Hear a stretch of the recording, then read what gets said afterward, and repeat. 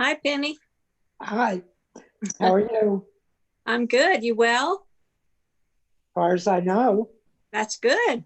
That's all we care about these days. Yeah. We're now live. Okay. Okay, we're live on YouTube. This is Will Calhoun, Chair of the Anne Arundel County Board of Trustees, Library Board of Trustees. Sorry to start a few minutes late. We were hoping to have everyone as much as possible join us. The first thing I'd like to do is to approve the agenda. My understanding, there is one addition to the agenda, and that's going to be the Cybersecurity Committee report, and that's going to fall at the bottom of committee reports, right underneath nomination of officers and directors. Okay. Okay. Yep. I'd like to call for a motion to approve the agenda. So moved. Is there a second? Was there a second? Second. Okay, and I'm sorry, I need to say this is Will Calhoun again. Every time you speak, if you could say your name, and I'm sorry, you know what we should do? We should do a roll call. Okay, I think we can do the roll call, and Will, I believe that you're going to be able to be heard from this speaker, so we can use that one. Let's see if that's going to work.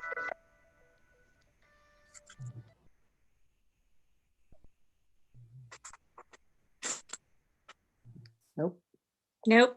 Everybody disappeared.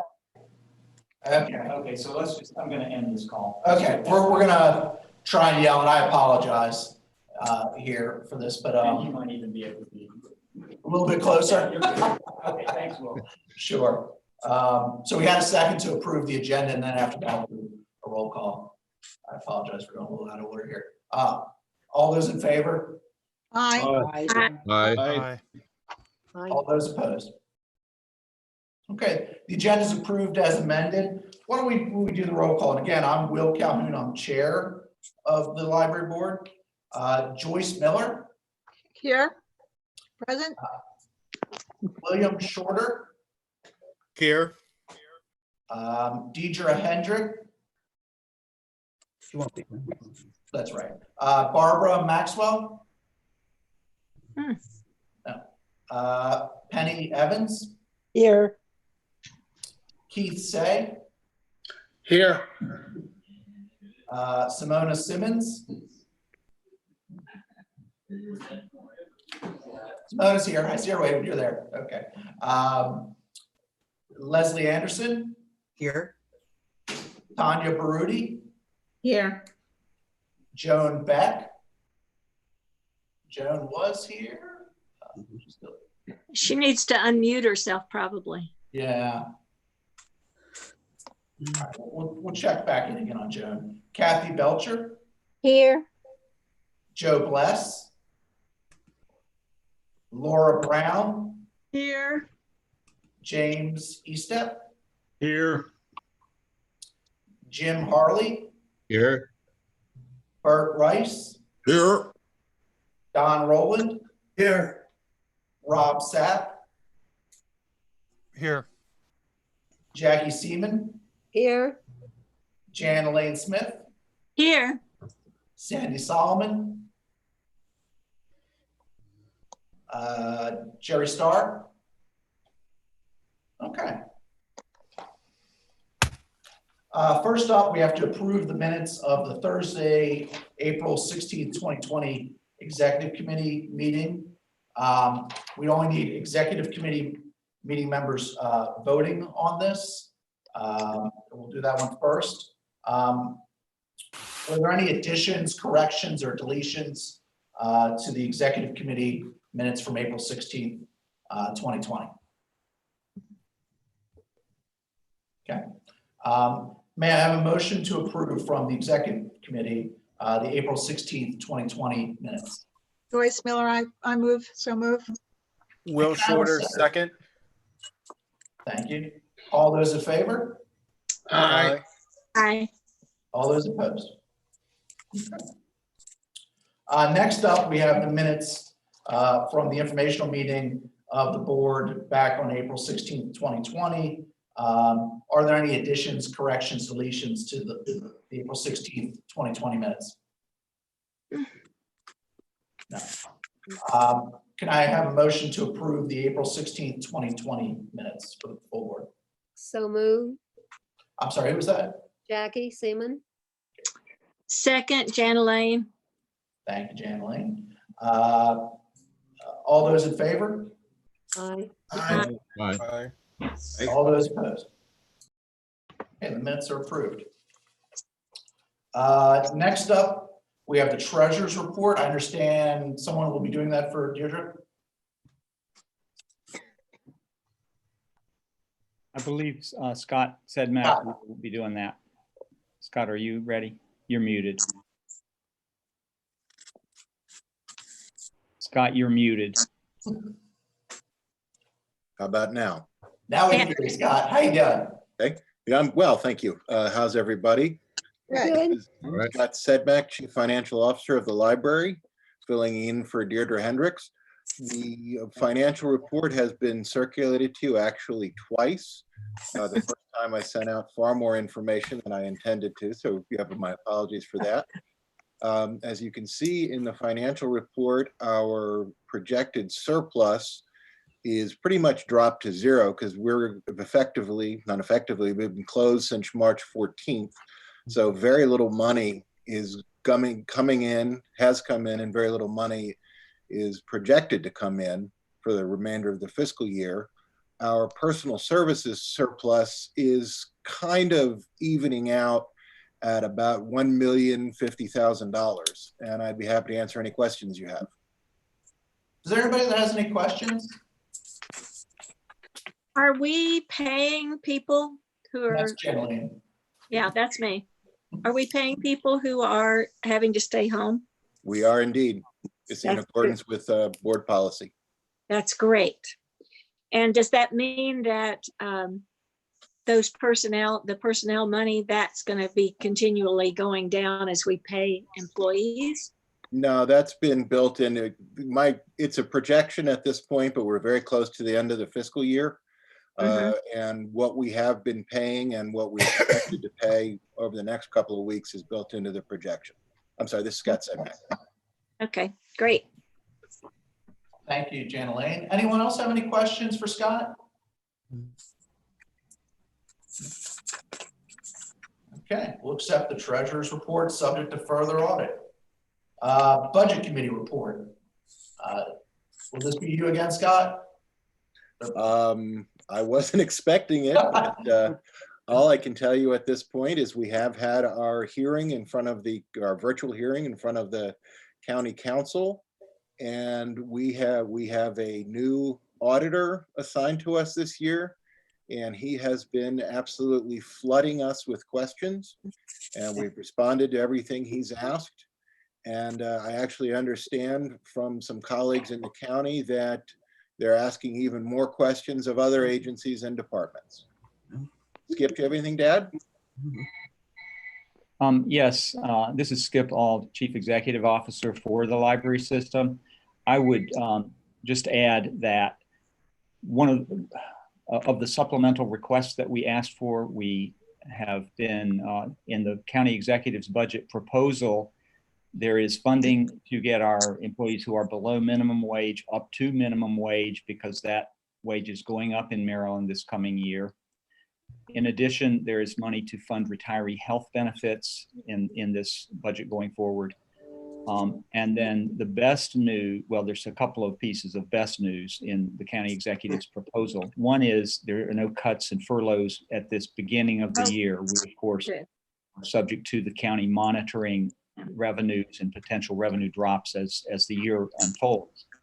But all full-time employees are being given the same as the county non-represented employees, which is a one-time bonus of $1,500. And we will be looking to the board in June to see what we can do for the part-time employees as well as the job share employees who did not get funded or not anticipated to be funded with that extra bonus funding. We are fairly certain we can absorb the payments to the part-time and the job share employees and pages. And we're working out a number that we think would be fair, and we'll be bringing that to the board in June.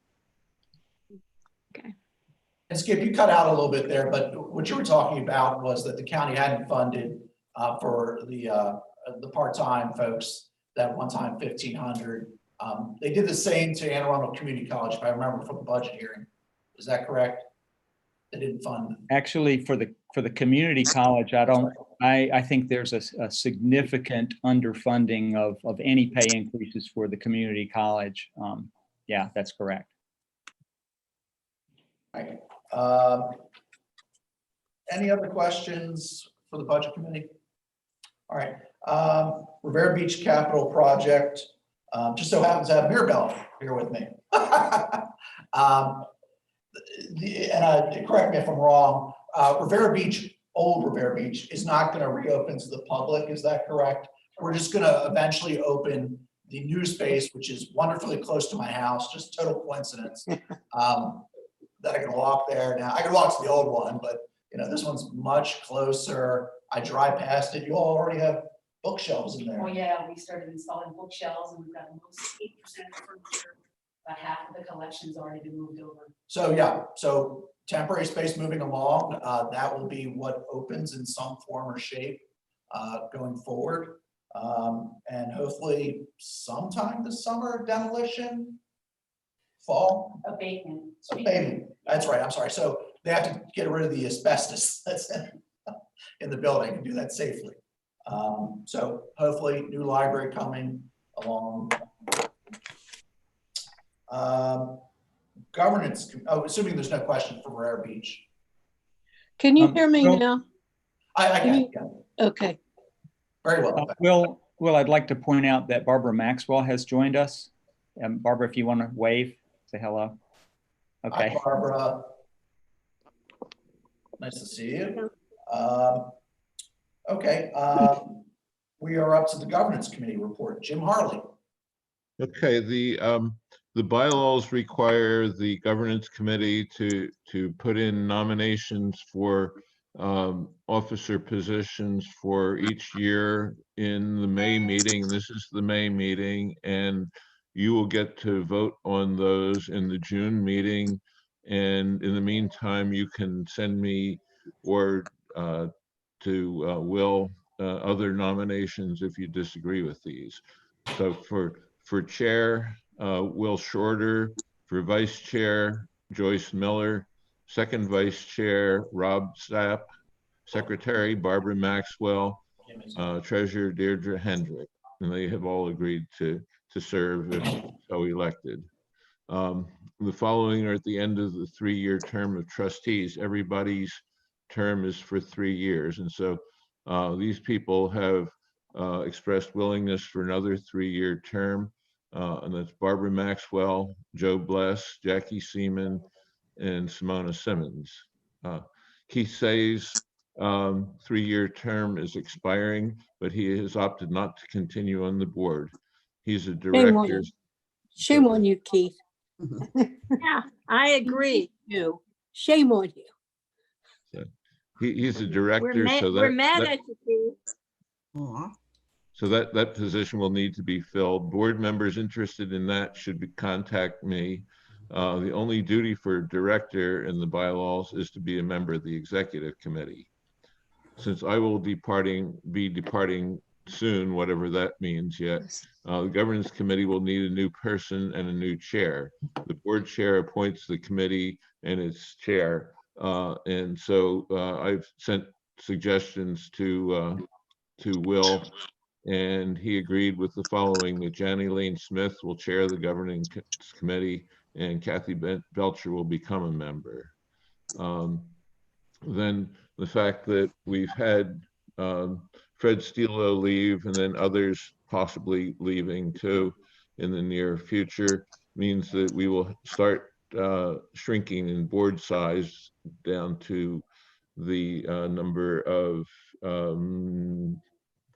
17. And I asked the county executive's office about 2 months ago for a new nomination, and I had to prod them a couple of times, and that hasn't yet been filled. That position is from District 6, which is Annapolis and Crownsville. So the county said that they have a person in mind, but that person hasn't yet agreed, and they asked if we had anyone in mind.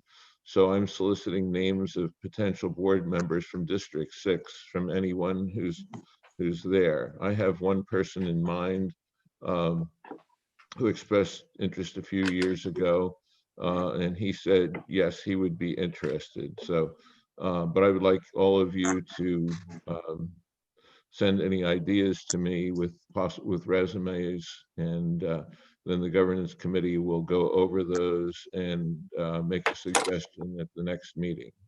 That's the end of my report.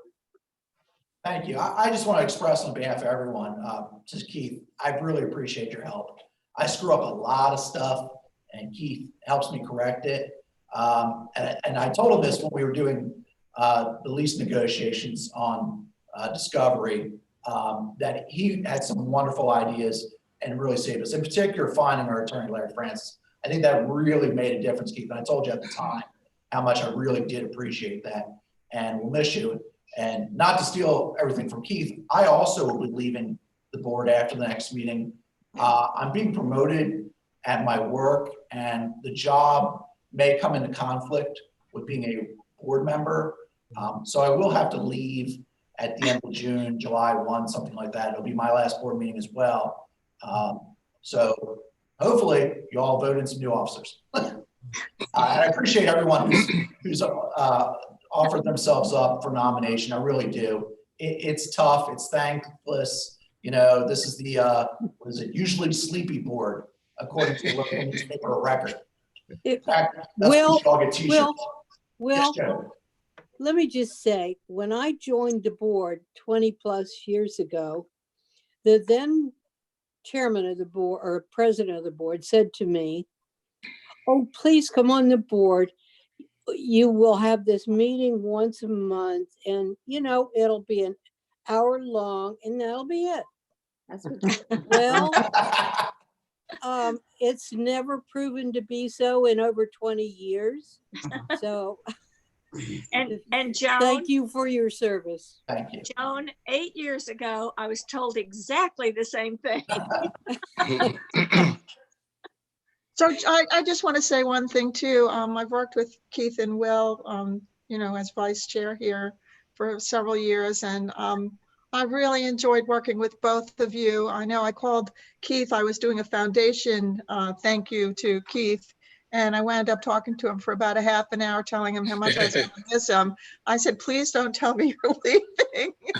So I just want you both to know that I'm really going to miss you guys tremendously. I'm really, you know, like to bounce things off of you, particularly you, Keith. So I just want to say you'll both be missed. You both did a lot of work, and it's been a pleasure to work with both of you. I'm going to miss you. Not only will we miss you, but we're mad at you for leaving. I already told Keith I was mad at him. I was going to take a dartboard and have it. Thank you, guys. Yeah. Thank you. And I'm sorry, I missed something during the budget committee report. Skip had something that he wanted to talk about and that we need to vote on. Yeah, so I'll go to that now. I'll just add my my anger to everyone else's at both of you for leaving.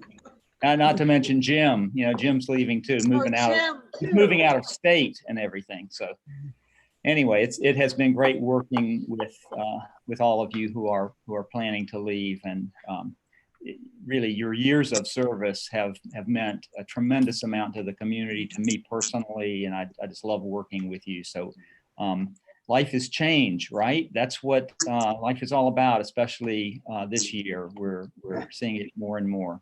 Yeah. So what I meant to bring up during the budget committee report is something that I had sent only to the trustee members of the budget committee, as well as the chair, vice chair, and second vice chair, which is a desire for us to reallocate funds, about $200,000 out of currently surplus personal services budget, so that we can pay upfront for a number of things that we had not anticipated buying this year. Pretty much all of these things are subject to and will be submitted for CARES Act reimbursement. We're working with the county and we've submitted these items to the county to state that these are items that we expect to be purchasing. So what I need, I'll just give you a partial list of things that it includes. For example, headsets, $4,500. I'm sorry. Is this the We lost you, Penny. You're muted, I believe. It's on mute also now.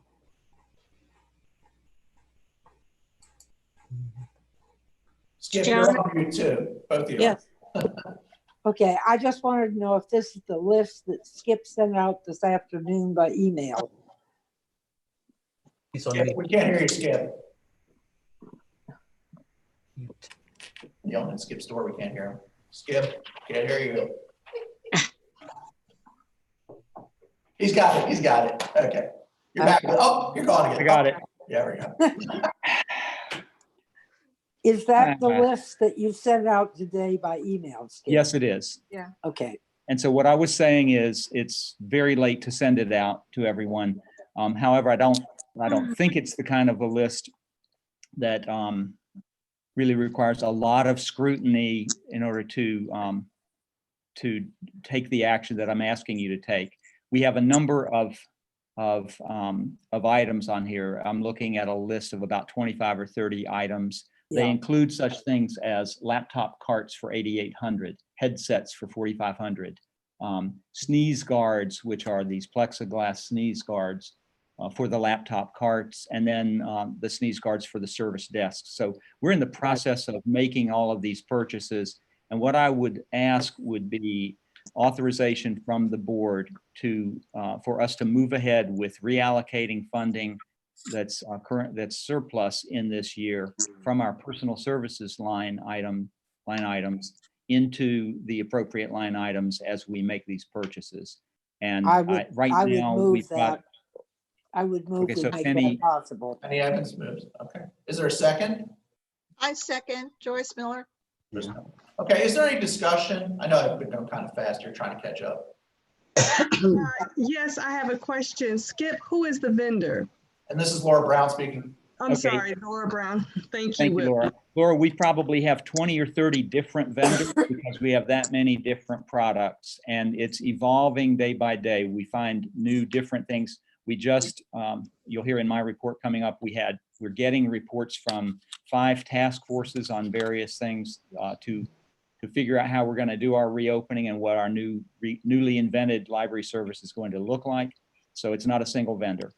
And I guess I would be asking for authority up to $250,000. Right now, we're right around the $200,000 range. But if we can get the authorization, we have around $1 million in surplus personal services funding this year.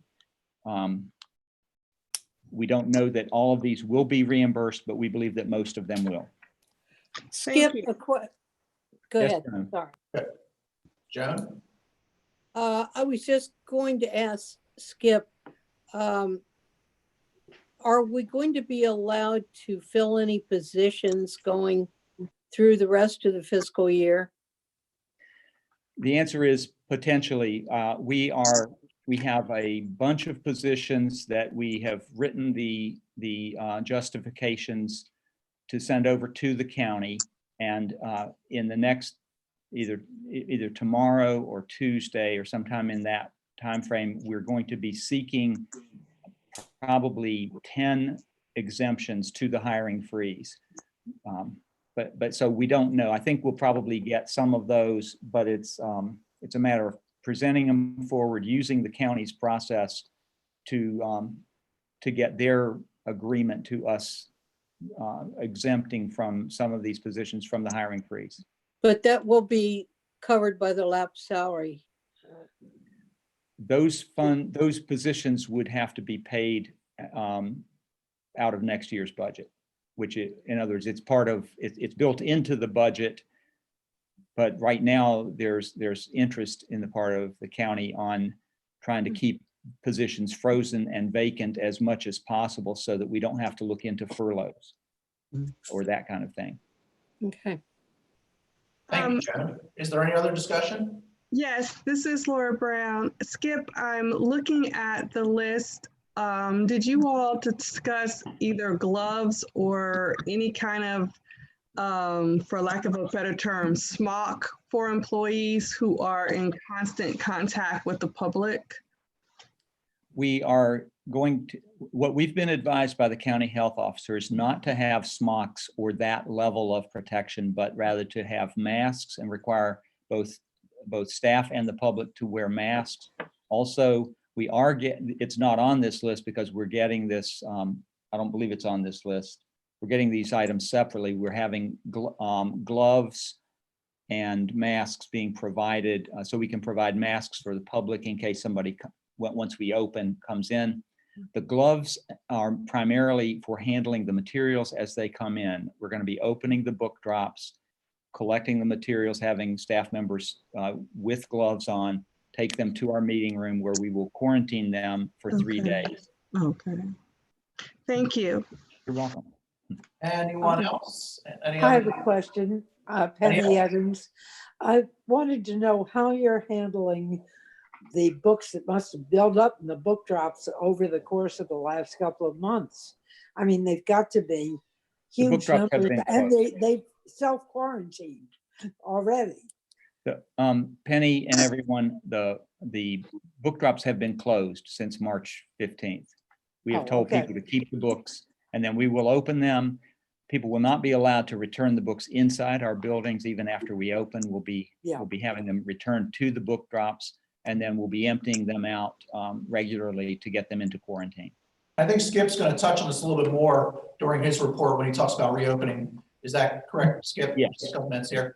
Okay. Any other questions from anyone? Discussion? Oh, Okay. All those in favor? Aye. All those Aye. opposed? Thank you very much. Thank you. Okay, I believe we're up to the addition to the agenda of the Cybersecurity Committee report, and that's going to be Leslie Anderson. Yep. Hi, can everyone hear me okay? Yes.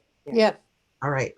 So I'm going to give you a quick rundown of what we've done so far, where we are now, and what the next steps are. So quickly, the committee, Cybersecurity Committee, consists of Deidre, Rob Sapp, and me. And what we have done so far is the first thing we did was we prepared some questions for Rudy and his staff. And we did that to assess the current strategy for cybersecurity in the wake of what happened last year.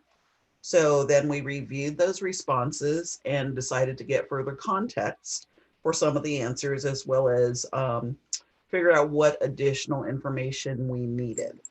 So what we decided as first steps are to get a cybersecurity audit to determine what the current and urgent vulnerabilities are at this moment, and also to establish an enterprise-wide cybersecurity strategy.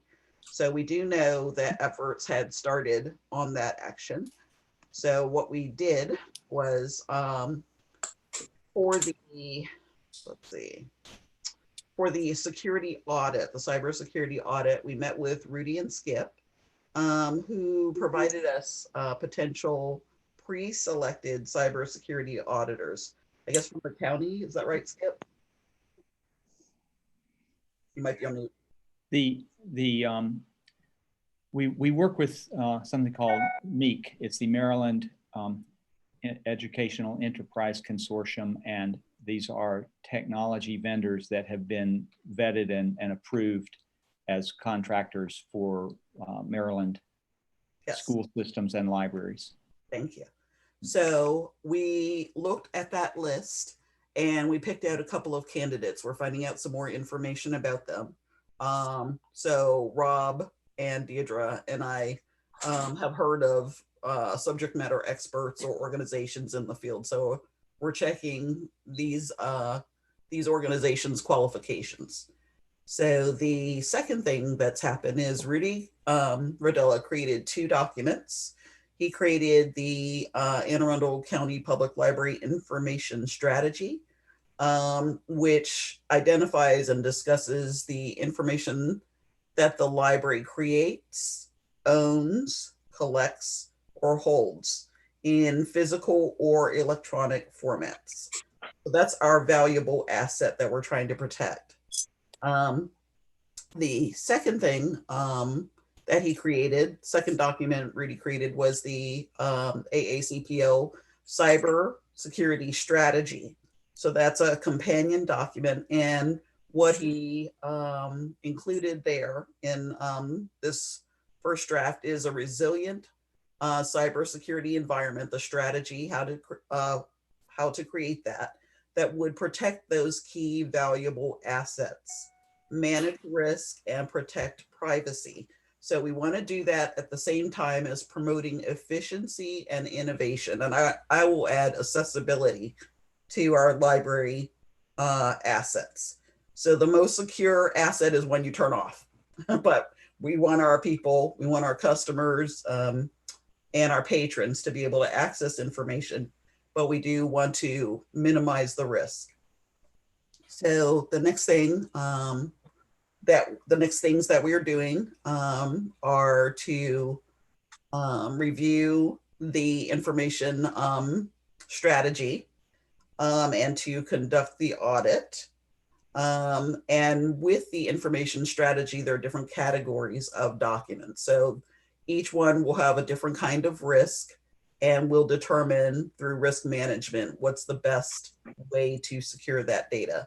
So let's see, that's pretty much it. That's where we are right now. So we're going through and just vetting those people for the audit, which is a more immediate need, and then documenting the strategy going forward. Are there any questions for Leslie? I just want to comment that it sounds like a great plan, like it's very thorough and well thought out. Okay. So that's the 3 of us, and thank you, and Rudy Yes. and Skip, actually. Leslie, this is Laura Brown. I have a quick question. With the cybersecurity, to your knowledge, does the library system have a method of reporting for employees and patrons of if they're suspicious that something's going on? I'm assuming. Right. So in the strategy, that would be part of the assessing of risk. So it should be a part of it. Thank you.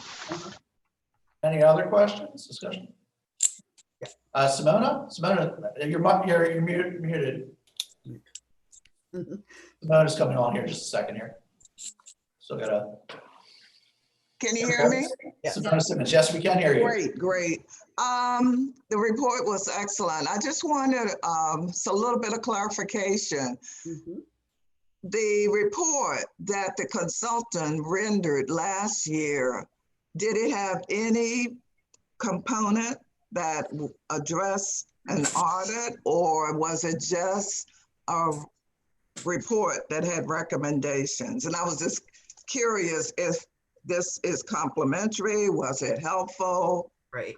I'm assuming you will peruse that. Right. So I actually don't know the answer to that question. Rudy, could you weigh in on that? It's been a while since I've read it.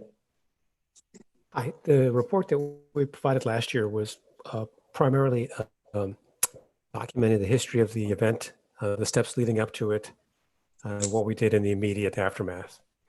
It identified the vulnerabilities that we knew of at the time and laid out a framework for addressing those. Okay. I was just curious because I know we paid a lot of money for it. Thank you. Yep. So the committee can actually take a look at that specifically too. Okay. Leslie, great job. Great job. Good job. Thank you. Yeah. Skip, you want to say something? Yes, the company that we worked with to address Simona's comment was Skyline Technology, and that was the company that we used to help us through the remediation. So they did not consult with, I'd like Rudy to speak to the work that they did, because it was different from a review and recommendation. It was to help us completely recover and re-secure our network. So Rudy, could you just address that? Sure. The scope of Skyline's work was principally with the remediation. They helped us repair the network and get it back up and running. The report was authored by library staff. So just so you all know, I've actually worked with Skyline before. So I would like to, I guess, see the remediation too. So that would be interesting. And we have that on record. We can provide that to the committee. Any other questions? If not, we're going to move on to the Chief Executive Officer's report. Skip Hall. Okay, so I'm going to start by standing up here so you can see my tie. I wasn't going to wear formal clothing today, but just so you can see, I don't know if you can see this very well, but it says, "I love libraries." So this is a very special tie to me. I wore it this morning without the suit coat, and I looked all white, and I was told that I looked like I was wearing my preacher's outfit. So I thought, well, what the heck? I'll wear the full preacher's outfit today. So here it is. Are you wearing pants? So in the next room. Okay. Yes. Even a belt. But I am wearing tennis shoes. TMI. Thank you, Keith. You can see why I'm going to miss Keith. Okay, so to my report, I think the main thing I want to point out is about the reopening planning that we're doing. There's been a tremendous amount of work that's been done. We have 5 different task forces who are, we've received reports from these task forces of about a dozen or so people each from across the library system. So a task force on curbside service, a task force on materials, on our physical spaces, on our technology, and on our virtual programming, which has become our primary branch right now, our virtual branch. And I want to shout out to Stephanie Petruso, who is our virtual services manager, who's been working with staff across the whole system. So we have a reopening plan which has been developed over the past month or two, and which I did send out to you or Donna sent out to you as part of my report. I think it's identified as part number 3. So task forces are working on reopening. We also are having daily meetings, weekdays, of our executive leadership team, and then a weekly meeting with our library leadership team. The second group consists of the 17 branch managers, including our virtual branch manager, and also the division heads and department heads at headquarters. So we have the weekly meeting with about 30 people. Tomorrow we're going to have, I believe it's our 3rd all-staff meeting. We've been getting about 200 people to our all-staff meetings. Will Calhoun spoke to our all-staff meeting, I think it was 2 weeks ago. We had Dr. Kalyana Raman speak at one of our all-staff meetings, or that, I believe that's true. It may have been our leadership team meeting, but at any rate, I'm pretty sure it was with an all-staff meeting. Our plan is pretty solid for getting staff back on June the 1st and having the curbside service begin on June the 8th. And what's not as solid is opening to the public with limited services on June the 15th. Earlier this week, Monday, Tuesday, and Wednesday, I had a meeting, a Teams meeting with each one of the branch managers, along with their regional manager and Kathy Hollerback. So we had, I guess it was about 15 or 16 of those meetings this week, so that I could hear directly from the managers their concerns and the concerns of their staff. I do hear daily from the department heads, and so I'm hearing information from them on a daily basis as well.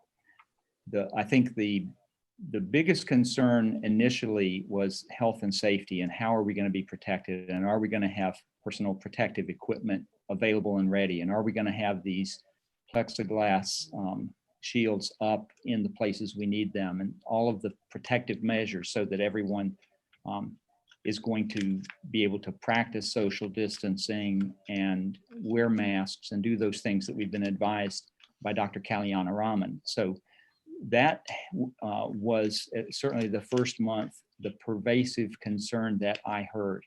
And then in the past couple of weeks, and especially in talking with the branch manager, there's a major concern about how we are going to be able to really invent and implement a completely new service model in practically every element of our service and open to the public. So there's a strong desire to have some time providing curbside and telephone service, and then be able to get a comfort level with how that is working, get a comfort level on the part of staff in these buildings and how they can be in our buildings and not running into one another and creating potential dangers of being in too close proximity just as a staff. So there's desire to get things under control that way, and then more or less incrementally expand our services. So if we were to open on June 15th, which seems a little bit in doubt now, we have to figure out exactly what those services are going to be. We definitely want to figure out how to provide computers to the public and how to provide computer assistance to the public, because it's hard to just get people in there and have them on their own without getting any direct intervention with a staff member. So for example, we have identified screen sharing software, which is one of the items that we need to purchase. And that will help us to provide that without standing closer than 6 feet to the people using computers, or even helping people out in the book stacks and figuring out how we're going to allow people to move in and around our libraries. We have to figure out how many people can come into the buildings at first. And so we're looking at it was the Physical Spaces Task Force that developed some models for how we figure out the numbers of people we can allow in at any one time. And obviously this means that we have to have someone stationed at the front door to allow people in and out. If you've been to Trader Joe's or other stores, Whole Foods, I don't know, different places are stationing a staff member there to say, okay, you can go in now because somebody else just left. So those numbers, they might be as low as 10 or 15 people from the public in some of our smaller branches. I don't really see it being even as high as 30 or 40 in the larger branches, but I'm leaving it to those groups to work that out. Those recommendations are coming in and we'll be reviewing them next week to make decisions on exactly how we will open. So that's my basic report to the board. I would ask, does anyone else have anything you might want to add from the executive team? Particularly Kathy, would you have anything that you might want to add? How are we with liability? Because I had a webinar this morning for my church, and that was one of the recommendations from one of the lawyers in the county. And I hadn't thought about that. So you don't know, in case somebody does contract the disease and they decide perhaps, to consider some legal action. I don't know, that's a far reach, but they suggested on the webinar that we just ask our carrier, this is something new, but it's something to think about. So Simona, I have not thought about that. I know that in general, our liability coverage is through the county. We are part of the self-insurance fund, and that's how, for example, we received reimbursement for all the costs. For, let's say, we received all but I think $10,000 of the cost of hiring Skyline to do the remediation when we had the virus, the malware attack. In terms of any liability I think I would look at it maybe a different way. There may be liability. This may be a question that the attorneys need to figure out. And I imagine that the County Office of Law is figuring that out as they decide This is how all to new, reopen. right?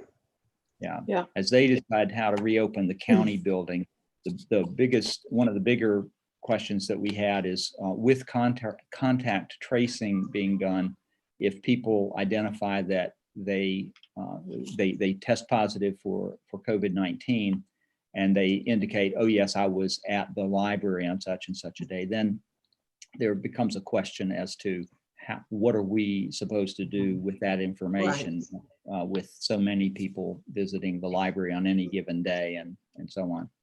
Yeah. It's complicated. Thank you. Kathy, Hollaback, did you want to weigh in? You look like you want to say something there, Kathy. I did. Thank you. Thanks, Will. I just wanted to add to what Skip said that the reason that I feel comfortable about pushing out our opening date is I feel really good about the many things that we can offer while we're still closed. And Skip mentioned some of them. We're ramping up our virtual programming. We're doing the curbside, which we could add some curbside printing to that. For instance, we could add book bundles where people could say, I want some fairy tales, or I want some, as opposed to just picking up holds. We can start to do some, we're buying a product that will add a chatbot to our website. So when someone logs onto our website, they can ask us questions right there, and we can do virtual reference and assistance for them. So I feel like if we can just have a little bit, if we end up spacing that out, we can make that transition easier on everyone, but I still feel that we can really serve our public well during that time.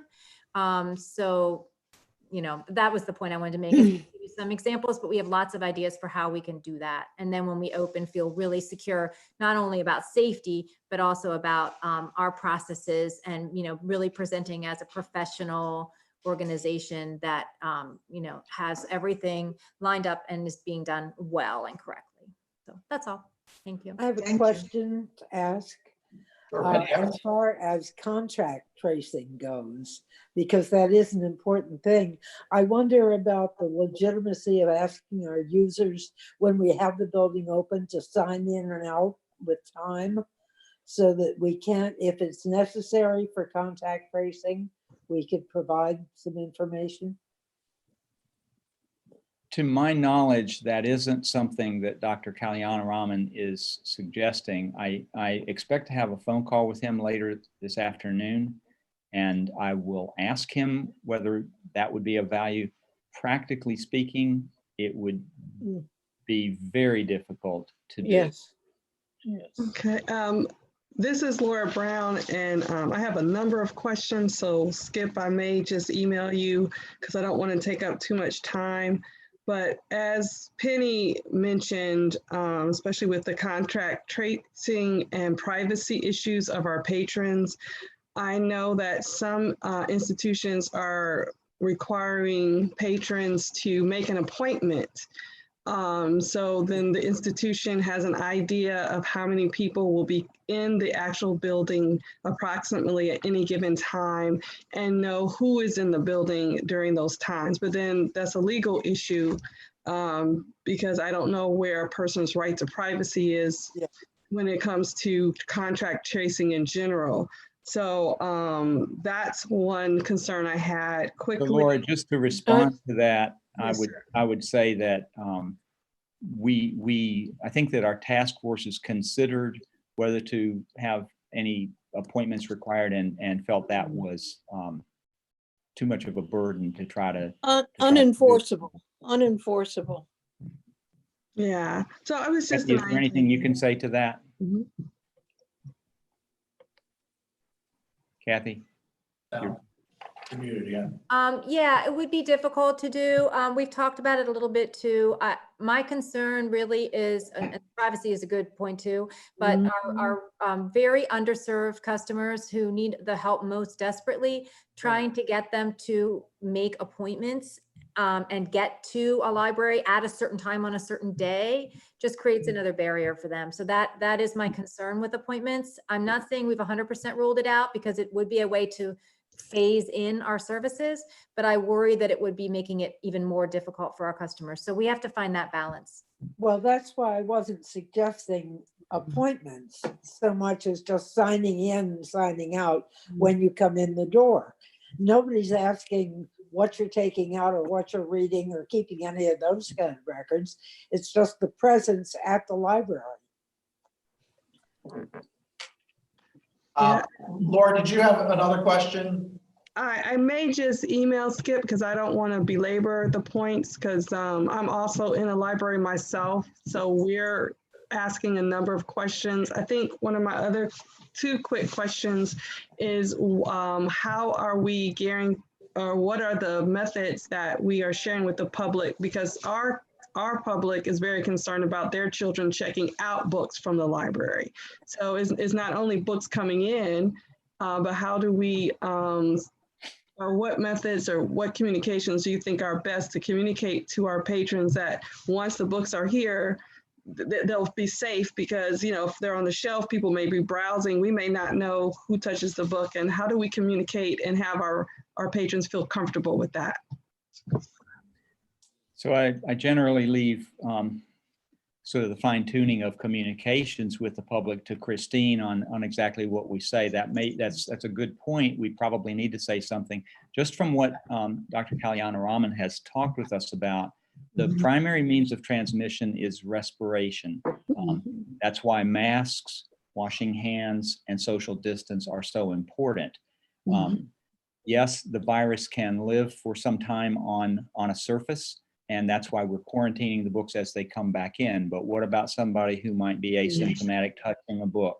I think that the key point that Dr. Kalyana would say is that we are doing everything we can to minimize risk, but there's no possible way to eliminate all risk. And therefore, that's why, for example, some people will choose not to use our libraries and come in and check out books. Other people will choose not to use our restrooms that he advised us strongly not to close. That was a question that came up, but we're going to keep our restrooms open.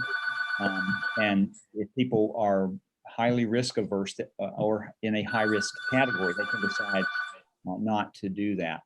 There is a study that the Institute for Museum and Library Services has initiated, working with Battelle Labs out of Columbus, Ohio, to scientifically study how long a virus can live on books and other library materials. And that study, once we have the results of it, will help us to update the guidance we have had from the State Library Resource Center, which basically says as long as you quarantine these materials for 72 hours, which is 3 days, then you're pretty good to go on getting them back in. Nilesh has said that in reality, even a few hours is probably good, and you're not getting sort of the dosage of potential virus from touching a book that's been touched by a coronavirus patient. And but anyway, to your question of how we're going to assure the public, we'll work out messaging on what to say.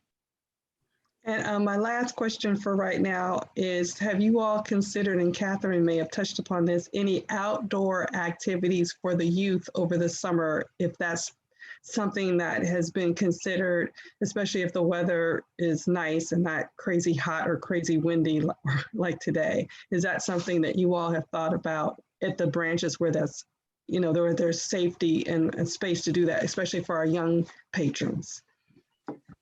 So we have talked about it. The problem is that even though it is safer outside, we would still have to social distance everyone. And the challenge is social distancing, particularly children. You know, how do you make sure that a child doesn't run over to another child, right? So I don't think we're going to do that this summer, probably, unless we can find a way to do a drive-in movie or something. Like, we're throwing around lots of ideas, but maybe in the fall, when we can, when things have calmed down a little bit and we can have the big outdoor spaces, but it's still the social distancing of the people at the program. That's the challenge. Yeah, I know in some parks in New York City, they make these big circles, but no matter what you do, you're right, there's a lot of challenges. Well, if Thank you. anyone else can follow up with Skip by email if they have any ideas, things they see. I see other libraries opening. I see their suggestions. I just want to add one thing. I've been on 2 calls with staff. I've heard separately staff's concerns. Obviously, the entire board is concerned about the safety of staff and customers. We're not going to try and purposely put anyone in harm's way. I'm certain both Skip and leadership and the managers are going to work with staff to accommodate them, staff who have concerns, who have family members who may be compromised in some way, who may be caring for sick folks. So I've said it before, we're concerned, we take it seriously. Everything I've seen has said that we're going to do the best we can and we're going to learn. I mean, that's the real answer. We're going to adapt and modify as we do this, and we're going to learn from the successes and failures of other libraries. Some are already open. But you know, at the end of the day, the library is a people thing. And if you don't have people in the libraries, there's no point in having libraries. So we're going to have to face this at some point. And I certainly agree with everybody about the need for safety and so forth. We can check off all the boxes. But at the end of the day, the library is a people place. And we're going to have to find some ways to deal with it, or there's no point in opening the door. Thank you, Jen. Why don't we move on to the Public Services and Branch Management Report, Kathy? Okay, I'll be brief. I just wanted to give you a couple of highlights. Like I mentioned, we've really been virtual services, and they have been really going gangbusters. We answered 445 questions via email librarian in the month of April, which was amazing. Issued 1,340 new virtual library cards. And then the homework help, the BrainFuse homework help, we've gotten a lot of feedback that a lot of the students are using that.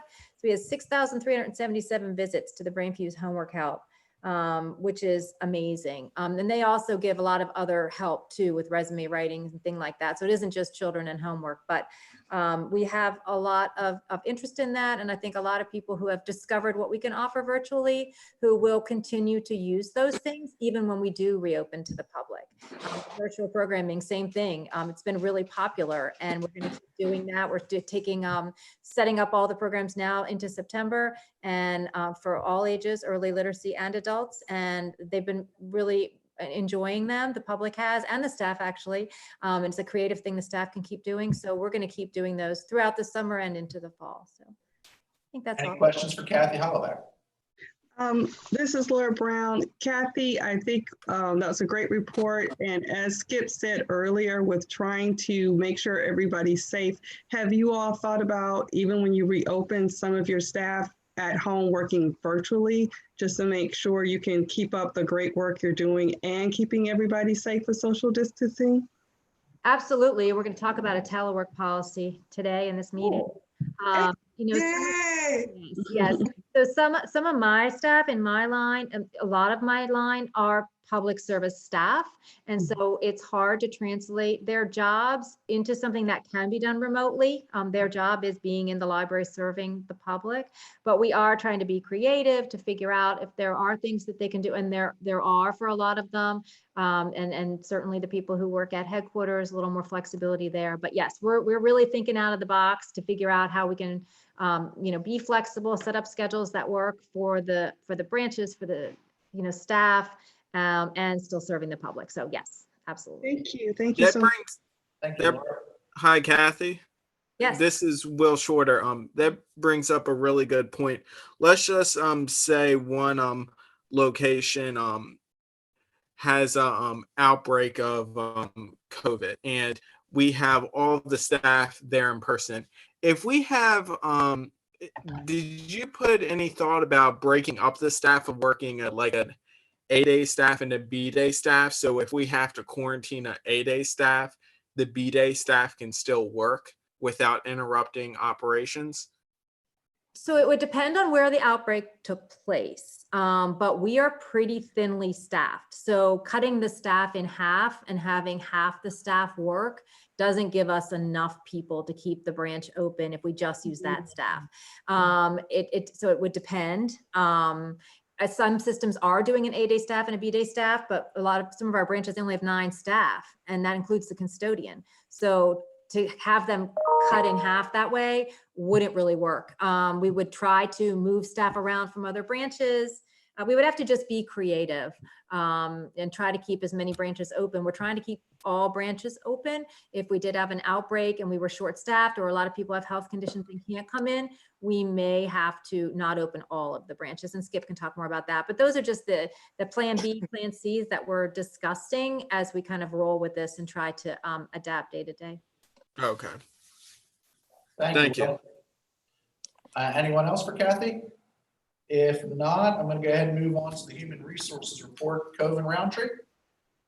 Hi, good afternoon, everyone. Just wanted to give you a quick report. In addition to my written report, we're preparing for the FFCRA Act and getting putting that in place. There's been a great deal of work with my HR team with not only understanding it, but the things that we need to do on the back end to work with ADP to prepare to pay our employees properly who may qualify for the FFCRA.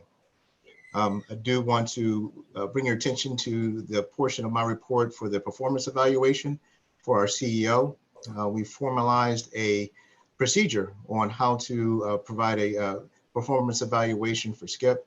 You'll be provided a form that you'll need to complete. And that form is based on 5 core competencies that Skip will be evaluated on. It will require your input, but hopefully we'll get the input of our foundation board and the executive leadership team as well. It will initially take place in April. I'll provide a reminder to not only Skip to prepare any reports he would like to submit, but also a reminder to the Board of Trustees and everyone involved that the process will begin. Basically, you will complete this particular form in the month of May. Once you complete the form, you will give it to the chairman of the board. All forms will be collected by the chairman of the board. He will then provide it to me. I will create one final document that you'll be providing to Skip in terms of his evaluation. That is just a general overview. There's a specific list of instructions that it's included with the form that you will receive. That really outline step by step how everything will take place, and as well as instructions on how to complete the form. Are there any questions about this? This is Keith Say. I've looked at it and I would like to chat at some length with you and with Will Shorter and whomever else is spearheading this. I've got some big concerns. I think it's a good job to this point, but I think that we need to point to the Board of Trustees being the final arbiter, that the inputs from the staff and from the foundation would come in, of course, but I don't think that we should suggest that there's an equivalency between senior staff opinions and foundation opinions vis-a-vis the board, because I think the board is a governing body and not these other groups. I do think that your procedures work well, but I just think that they've got to dovetail into a process that sends the matter to the board, primarily the executive committee initially, and that perhaps the executive committee would then make a final recommendation to the full board. But I think also that the questionnaire for the senior staff would look different than the questionnaire for the foundation, than the questionnaire for the board. For example, I think what we're trying to do is determine from the staff's point of view whether they basically think Skip is a good boss, that he provides good opportunity for growth, that people have certain discretions that are important, that they feel it's a safe work environment. I think from the foundation point of view, they want to know that Skip is good at assisting with their mission. That if they want to schmooze with certain potential donors, that Skip is the right guy to stand in and supply the details that they want covered. I think from the full board's point of view, it's yet again a different overall criteria. So those are just general thoughts that I want to discuss it with somebody. I don't want to take a lot of time today. Keith? Thank you. Yes. Keith? Can I just? Can we allow Will Shorter just a moment, Joan, and then I'll come back to you? Yeah. Sure. Just to respond to your comment, Keith, I agree with what you said completely with the board being the final arbitrator of the evaluation. That is the overall arching premise of it, but we'll have a follow-up conversation with you and Coven so we can work through the details. Having the staff in the foundation board is just to have more of a 360 loop in so we can get more feedback from our other stakeholders who work with Skip, because as we all know, the foundation plays a huge role in the work we do, along with having the feedback from the executive team who works on the day-to-day. So yeah, excuse me. I have no problem with any of that. I just think that there are different questions that we're asking these different groups. Yeah. We can modify that. I'm on a Zoom meeting, but that's okay. If they don't have it, they don't have it. Let me just say that. Joan, do you want to talk? Okay. Yes. There were a lot of things that have been discussed that were already in the performance standards and evaluations prior to this. They're on record, they're in the human resources file. Why don't we look at those? And I certainly agree with Keith that we missed the boat here if we take the board out of the evaluation equation. I mean, who wouldn't say you have to go to your boss for the boss to do the evaluation and the board is the boss? So I certainly agree with Keith, and I think it's worthy of a lot more discussion, but there are already some things on record that we could use as a basis for any discussion. Okay, thank you. Anyone else? All right, why don't we move on and we can bring this back up at the next board meeting. We're up to the support services report. Rudy Rodella. Good afternoon. In addition to my written report, I'd like to provide a couple of highlights for the board. Materials management continues to purchase e-materials and working on spending down the balance of our FY20 budget. As you can see from the statistics report, the e-branch alone circulated 96,000 items last month during the time that the library branches were closed. That represents almost a 48% jump from the same period last year. So we're working on meeting the needs of the public through this medium during the time that we're closed. We also have received the bulk of the opening day collection for the Annapolis Library, almost 65,000 individual items, 55,000 pounds worth of books that were offloaded in 2 days, and they have been all received and staged in the branch, and they're ready to be put up on the shelf as soon as we're able to get back into the building. Information technology continues working on the improving our cybersecurity posture. So there's work going on in the background, improving the network's resiliency and improving some security steps for some high value individuals within the library system. In addition to that, they're also working on providing outdoor Wi-Fi antennas for all the branches in the county. We're going to be starting the first 5 sets, the first 5 branches, actually, hopefully next week, as soon as we get our cabling contractor online for that. And work still continues on finishing out the Annapolis project. We're almost done with that project. Unfortunately, the virus response has slowed down a couple of our contractors. So we have a couple of steps that we still have to finish out. We're very, very near the end of that project. And as you heard earlier, the move to the temporary Riviera Beach Library has begun.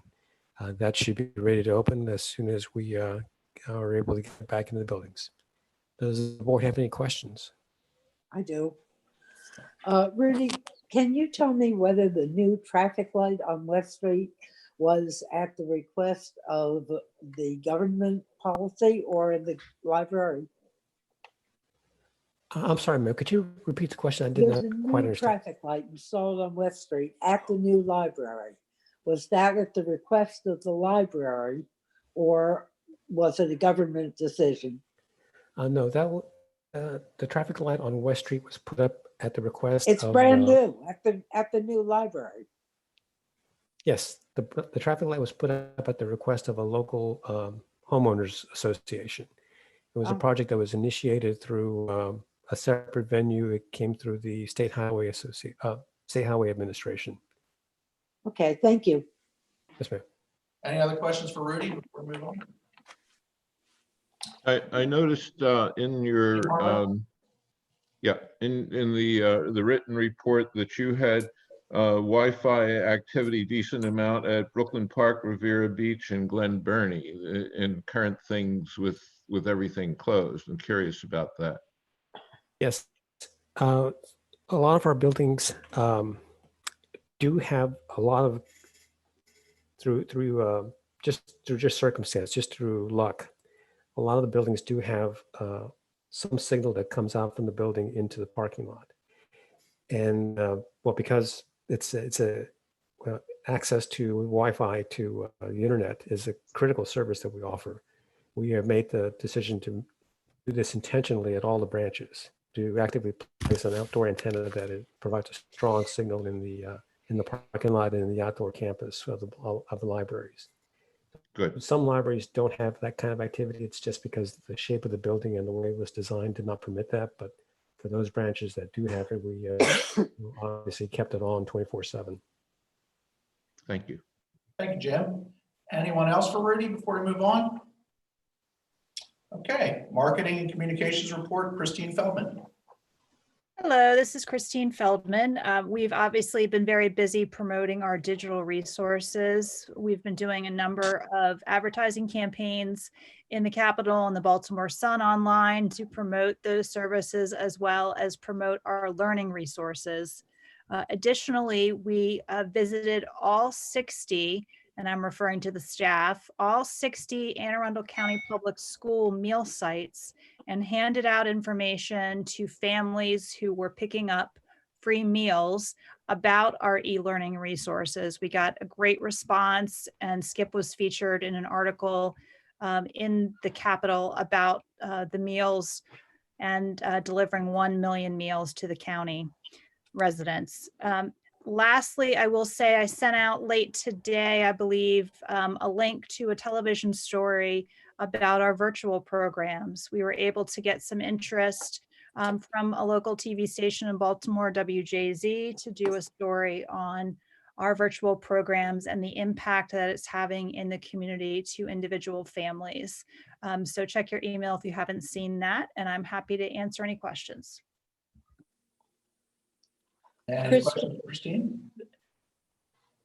Christine, I just want to say that the programs that have been happening during this terrible time have really been extraordinary, and I salute you. Well, really, that's the Programming and Outreach Department as well as Stephanie Petruso, but I'm very grateful to promote them, and I know our customers are very happy to have those outlets. Yes, they are. Thank you. Foundation report, Ann Glenn. Okay, thank you. Good to see everybody. Good afternoon. You have my written report. I hope you will take a look at it because there's always interesting news. The news that pleases me most is that we have exceeded our annual fund goal for FY20 by $147,000. So that's very significant, and we're very happy about that. I also wanted to tell you that the foundation had its annual meeting 2 days ago. And at that annual meeting, we, as we always do, elected our slate of officers for FY21. We will have a new president next year. Sam Brown, our current president, is at the end of his 3-year term. Our new president will be the current vice president of the foundation, Chuck Farrar. Chuck has been with the foundation for quite a few years, so we're very thrilled that he's going to be taking on the presidency. The rest of our officers, we will have a new vice president, Karen Smith, and our treasurer, Bill Huffnell, and our secretary, Trish Strott. In addition, 2 other new directors were elected to the foundation board. Both of them are Annapolitans.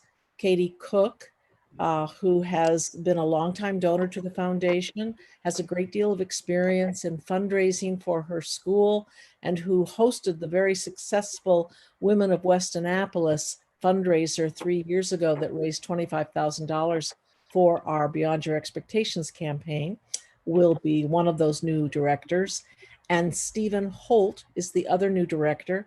He's one of the principals in, I believe it's Principal Wealth Management, actually, is the name of the firm that he is in Annapolis. And he is currently involved in a number of nonprofits in Annapolis, including being the president of the Friends of the Symphony. So and also he's been very active with the Community Foundation. So he too has a lot of experience in fundraising. So those are our new board members. We're really excited. And as I said, everything else is in my report. So thank you very much. Any questions for Ann? Thank you, Ann. Thank you for your staff. And obviously, please express our thanks to the board. You all have just done a wonderful job this year, exceeding, what you were seeking to get. So really do appreciate it. Thank you. Okay. Unfinished business, which I don't believe there is any unfinished business. And Skip can correct me if I'm wrong. All right, Skip now. Okay, new business, the employee telework policy that was alluded to earlier, Cove and Roundtree again. Yeah, so I noticed a lot of excitement about the telework policy. As you know, there's been some discussion about it even previous to my arrival in February, but definitely due to the pandemic, it's definitely a need to have teleworking. Many organizations are going there. So I've been able to develop a formalized telework policy that we can hopefully get implemented as soon as possible. This is a telework policy I implemented when I was with the Prince George's County Library. So I took it, I updated it, and made it appropriate for Anne Arundel County Library. And it's not all employees will qualify for the telework policy because they have a public service aspect to their positions. But those who do qualify, basically they'll go through the employee telework proposal, select when they're able to telework, what they would like to do, would then go to their supervisor for approval, then up to the department chief for approval, and then my approval as well. If everything goes through, it then will be given to Skip to finalize, and then everyone will be given copies of the policy, the proposal, and also the agreement, the teleworking agreement. So the employee is very clear about specifically what's required of them, and the supervisor and the chief are very clear of what the employee will be doing while they're teleworking. I know that's very broad overview of the telework policy, but I'm more than happy to answer any questions you might have. Does anybody have any questions for Coven regarding the telework policy? No. My understanding, Coven, you're also seeking to waive the 30-day rule for this item because you want to implement this by June 1st. Is that right? Yes, that would be very helpful. Okay. Let me just say about telework, I think it's great. It is a privilege, obviously not a right. You make that clear in this document. I was never a fan of it for the longest time. And then I started allowing employees to do it. And you know what? Productivity increased. It was, almost like they knew we were going to watch, and it really benefited my office. I know since I've been teleworking, there have been weeks I've worked more than I would have at the office. It's just a matter of convenience. It certainly helps with morale too, I think. Kathy, did you want to comment on the telework policy? And do you have an idea of how, either one of you, Kevin or Kathy, do you have an idea of how many employees might take advantage of this roughly out of the 250 that we have? I mean, I don't know how many yet. I have people who work at headquarters and who work in the branches. So as I said, easier for some of the headquarters staff. And it will be different because we're trying to do the social distancing in the branches. So we are going to look at this differently than we would have if we had gotten this a year ago.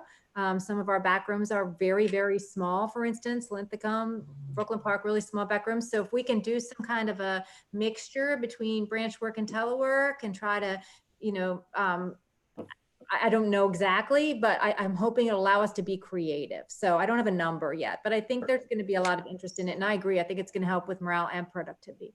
Right. I mean, I can imagine for the virtual programming in particular, they're already doing that at home now. Yes. I watched Laura do the bilingual one, I think yesterday. I watched, and I always forget her name, your daughter at Discovery. Yeah.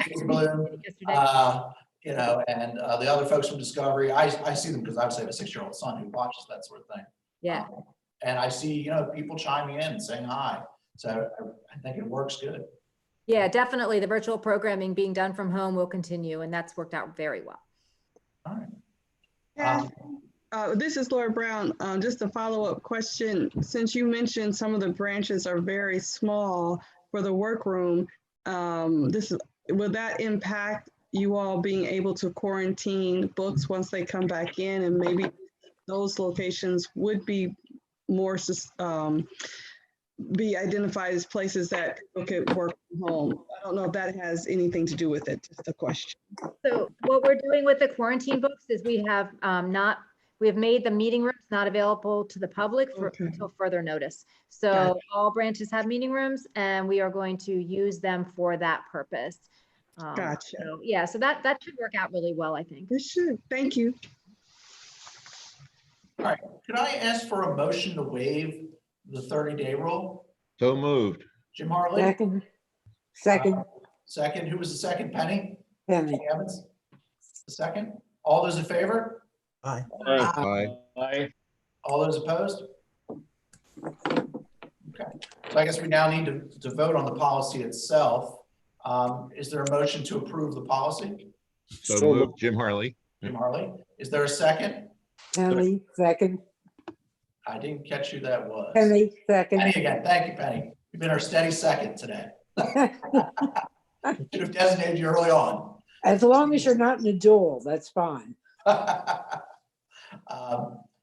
Is there any discussion about the telework policy anymore? No. And I know I kept you a little late. I apologize. All those in favor? Aye. Aye. All those opposed?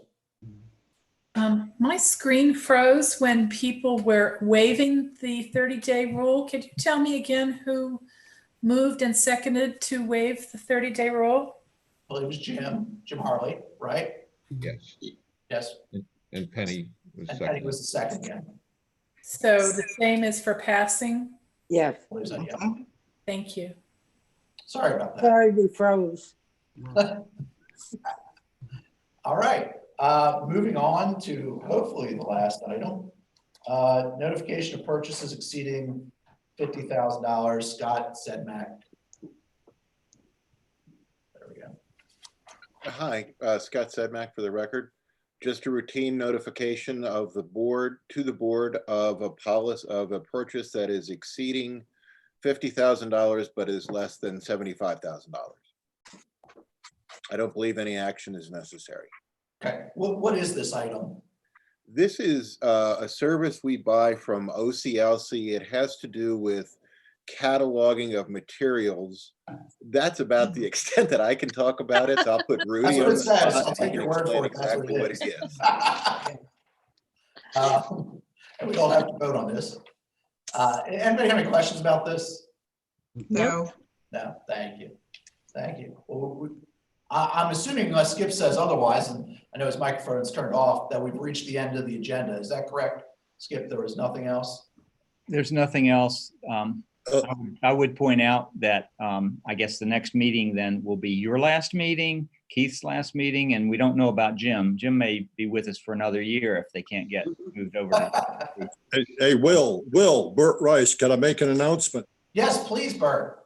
Yes, I'm going to be joining Jim and others there because I'm intending that June be my last meeting, so I'll be resigning from the board. Montana is calling, and that's My where word. family and friends are. So I intend to resign following the June board meeting, and I can just say that it's been an honor for me to work, be a part of the board for nearly 20 years, I guess, and we'll miss all you folks, and I want to wish you the very best going forward. We've got a great library system, and that can be attributed to the CEOs that we've had and the staff and board members to include the foundation. So I just leave you with that. Thank you. Thank you, Bert. Really Hey, appreciate it. Bert. Sorry to see you. Bert, here's a virtual hug goodbye. A hug I need. Don't we all? We'll do lots of virtual hugging, I guess, at the June meeting.